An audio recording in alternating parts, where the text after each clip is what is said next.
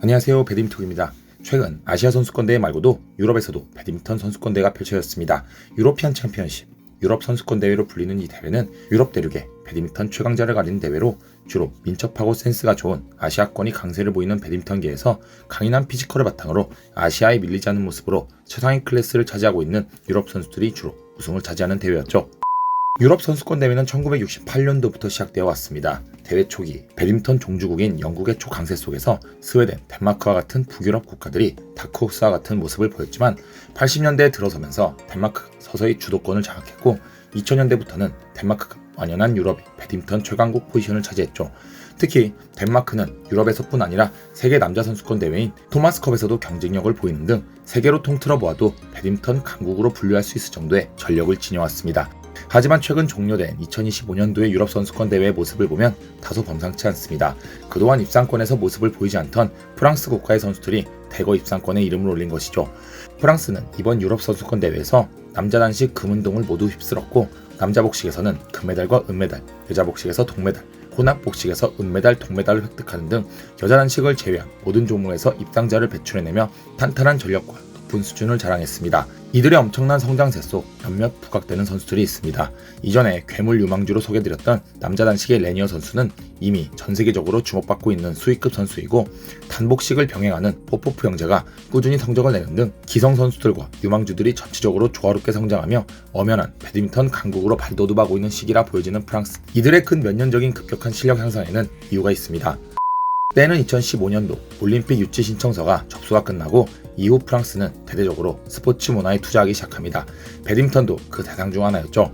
올림픽 개최 도시가 선정되는 기간 동안 프랑스 배드민턴 협회는 덴마크의 전 세계 랭킹 1위이자 남자 단식의 레전드 피터 게이트를 프랑스 배드민턴 대표팀의 감독으로 선임했습니다. 2015년 5월 부임한 피터 게이트는 2018년 5월까지 직책을 수행했고 근무한 실기간은 크게 길진 않지만 그는 단순 시니어 팀만이 아닌 프랑스의 배드민턴 문화와 구조를 새로 구축하며 유망한 미래를 만드는데 핵심적인 역할을 해냈습니다. 그가 만들어 놓은 시스템 속에서 유망주들이 속속들이 성적을 내기 시작했고 그 결과로 현재 남자 단식과 남자 복식, 혼합 복식에서 세계 수준의 걸출한 선수들을 보유하는 등 현 전력과 가능성으로 보았을 때 충분한 배드민턴 신흥 강국으로 보여진다는 점입니다. 프랑스 선수들의 강점은 역시나 피지컬입니다. 대표적인 유럽의 다문화 국가인 프랑스는 선수들이 키가 크고 강력한 것뿐 아니라 유연하기까지 하기에 스포츠 강국으로도 유명하죠. 여기에 올림픽을 10여 년 앞두고 배드민턴에 대한 대대적인 투자가 이루어지며 본격적인 성과가 나오고 있었는데요. 하지만 목표인 파리올림픽에서는 아시아의 큰 벽을 넘지 못했습니다.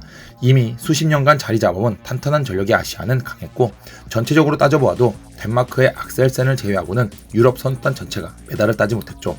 하지만 언론을 통해 밝혀진 프랑스의 체계적 시스템을 보면 현재 프랑스의 잠재력은 올림픽에서의 실패에 국한되지 않고 앞으로도 나을 것으로 보여집니다. 프랑스 대표팀의 감독이자 캐롤리나 마린의 개인 코치인 페르난도 리바스는 BW와의 인터뷰에서 전통 강호인 아시아 국가들의 훈련 시스템 또한 유럽의 과학적인 시스템을 벤치마킹하고 인력을 고용하는 등 전체적으로 변화하고 있다며 현재 프랑스는 우수한 가능성을 지녔으며 세계 5위권 안에 드는 유리한 위치에 있다고 말하죠. 그러면서 유럽에서 메달을 따는 것은 놀라운 일이 아니게 되었지만 세계 무대를 공략하는 것은 완전히 다른 일이라는 말과 함께 아직은 조금 더 시간이 필요하다.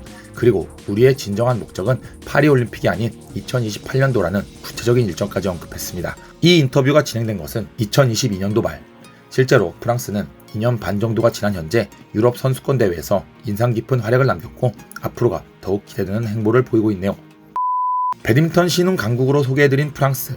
파리올림픽을 기점으로 대대적인 투자에 힘입어 본격적으로 포텐셜이 터지기 시작한 가운데 배드민턴 팬들로서는 볼거리가 하나 더 늘었다고 생각이 드는데요. 물론 전통 강호인 아시아권의 국가와는 여전히 격차가 존재합니다. 하지만 이들의 과학적인 시스템과 투자의 의지 그리고 타고난 신체적인 능력 등이 결합되어 앞으로 어떤 결과가 나타날지 저는 개인적으로 기대가 되는데요. 여러분들은 어떠신가요? 여러분들의 의견을 댓글로 남겨주세요. 오늘의 이야기는 여기까지입니다. 시청해주셔서 정말 감사합니다.